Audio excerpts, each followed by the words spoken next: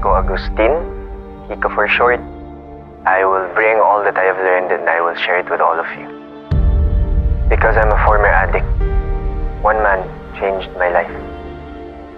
I want to be ready para madinig ko na yung sagot na gusto ibigay sa akin ng Diyos. Talamak na ang droga dito. Bubuwagin natin sila. Gaya nga nasabi ng ating presidente, in 6 months, malilinis ang lugar na ito.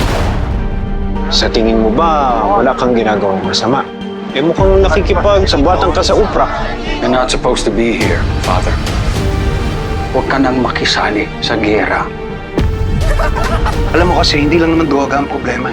Kung walang nagdesisyon na mauwi sa madugong patayan yung problema natin lahat sa droga, edi sana there wouldn't be a conspiracy of silence to maintain the brutality.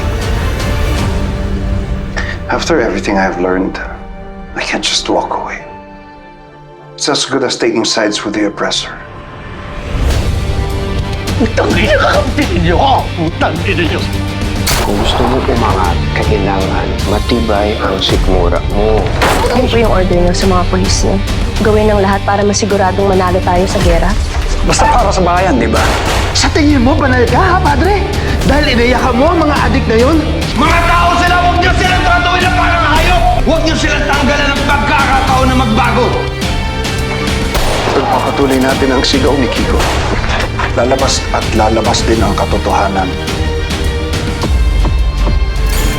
Doesn't matter how long it takes. Kaya natin to. Lalaban tayo.